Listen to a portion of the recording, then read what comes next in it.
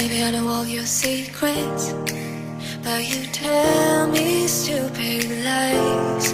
Oh, you think you Mga bay, good morning, and we are here near sa Compania Maritima mga bay. This is the Baywalk here in Cebu City, and check the time now, it's 6:01 no? In the morning. Good morning sa lahat. Ryan Kisay here is back mga bay. Welcome back to our channel, Know Something About Everything.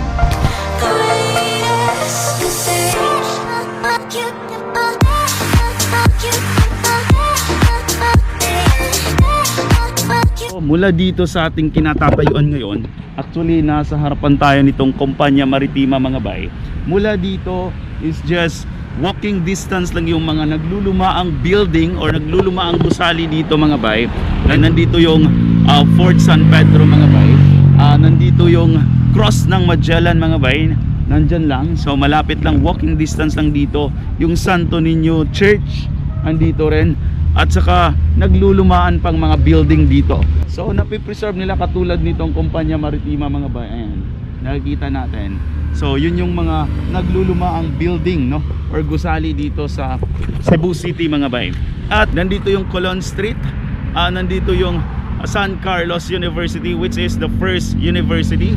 And nagpapahiwatig lang mga bay na ang Cebu City is the first city in the Philippines. So kahit mayroong mga naglulumaan ditong mga gusali, ang Cebu City government is aiming for a Singapore like no, Singapore like. So naglalakihan na rin yung mga buildings doon banda sa may uptown area no. So ngayon for today's video mga bay, ang i-update natin is itong seaside no, seaside ng Cebu City.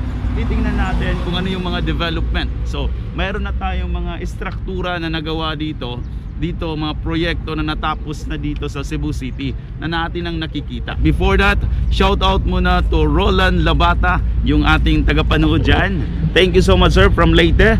And to Kenneth NN, thank you so much for watching. So ngayon lang tayo nakabalik ng vlog mga bay. So mula dito hanggang doon sa may boundary ng Talisay, i-update natin. Nandito na yung CCLEX, nandito na yung SM Seaside, NU Star, El Corso at iba pa mga bay. So titingnan natin. So tara.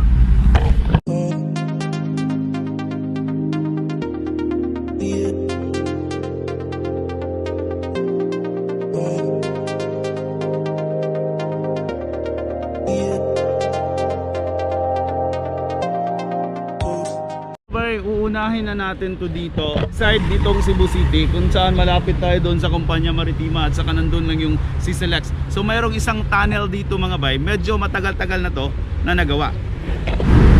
So ito yung tunnel dito na medyo matagal-tagal na to na nagagamit ng mga tao dito sa Cebu. Project no, tunnel section here sa Cebu South Coastal Road project. So this one is connected doon sa CSCR or Cebu South Coastal Road, at lalabas ito mga bay doon sa may unahan sa plaza. So nasa ibabaw yung Plaza Independencia mga bay, yung nakikita natin. So dito tayo papasok papunta doon. So this is 2 lanes or 2-way dito papasok, nakadalawang lane din doon sa kabila.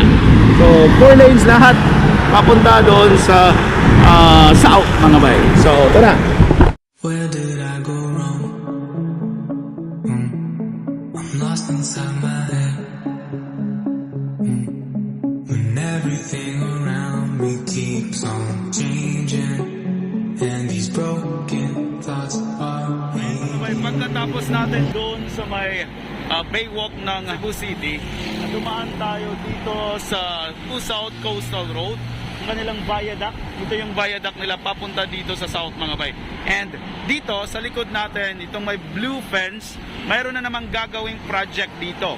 So gagawing project dito, ito yung consortium ng Ayala at SM mga bay. Dito ilalagay na naman ang another business hub dito sa may South Road Properties. So before that, itong natatapos lang na CCLEX, ito yung project dito sa may seaside ng Cebu City. So sa nakikita natin, ayan yung CCLEX na nagko-connect na mula dito sa Cebu Mainland papuntang Cordoba mga bay. And sa ngayon functional na, nakakadaan na lahat dyan going to Cordoba, the island of Mactan. So yun yung pinakamalaking project na nagawa dito sa Cebu City. So sa ngayon, ito yung sa likod natin yung susunod na project dito na makikita natin. At alam natin na nandito na rin yung SM Seaside mga bay, SM City Seaside, no? So malapit lang talaga siya sa dagat mga bay at napakalaking SM2 dito sa Cebu, no? So going there sa south, mayroon pa tayong ipapakita sa inyo itong tinawag na NU Star at saka yung El Corso mga bay. So ito yung mga existing ngayon na mga project dito sa South Road Properties Seaside ng Cebu City.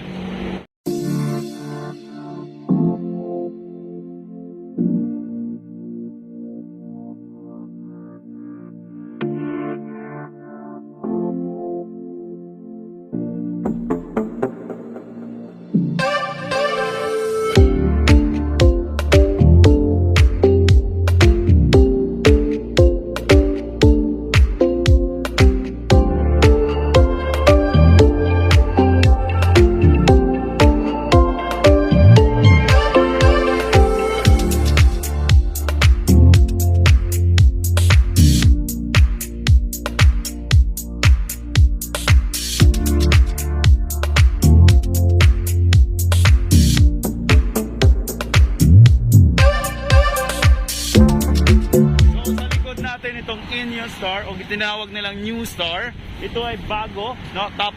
Bagong tapos lang na struktura dito sa South Road Properties mga bay. Ito ay functional sa ngayon. Ito ay casino and resort. Andito lahat pwedeng pupunta ang mga tao for gaming, for a hotel, no? Stay and restaurant, kakain dito. So sa unahan nito is yung El Corso na mga bay. So ito pala yung ginawa rin dito mga bay na pwedeng magiging bike lane or pwedeng jogging track ng mga gustong magja-jogging dito. So hanggang doon ito sa may SM Seaside mga bay. Ayan. So ayan. So again, this is the NU Store here at South Road Properties. Ito na yung update mga bay.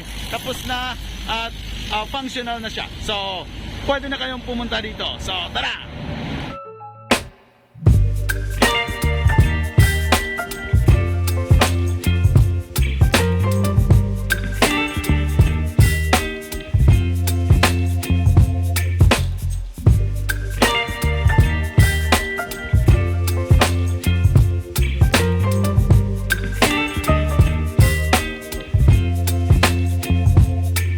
Baby, you give me ice and fire.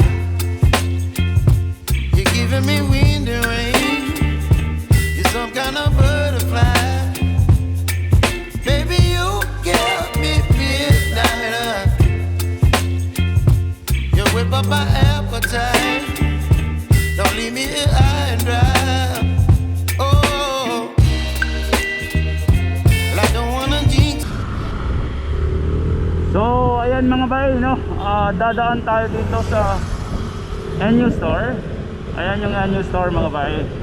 So napakalaking struktura na naman dito sa may South Road Properties.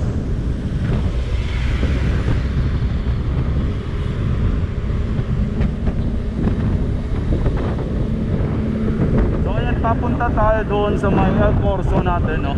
Titingnan natin yung El Corso. So yun yung nauna na mga struktura dito sa South Road Properties.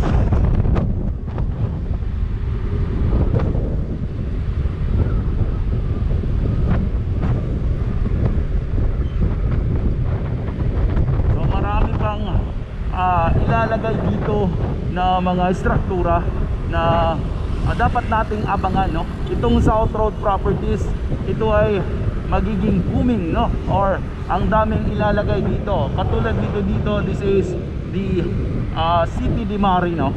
City de Mare, this way. Then this one here is the El Corso mga bay. Look at that.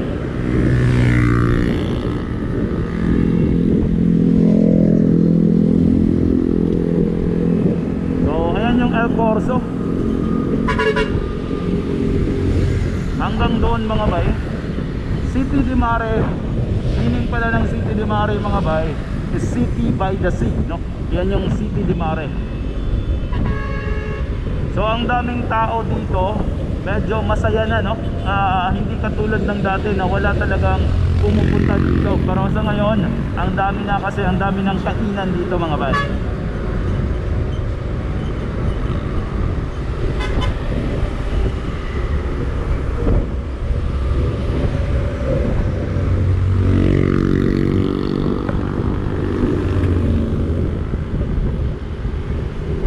Hanggang dito yung South Road Properties mga bay, no, ng Cebu City, no. Kung makikita natin dyan, ayan yung tulay, yan yung boundary, no, yung tulay yung boundary from Cebu City at Talisay.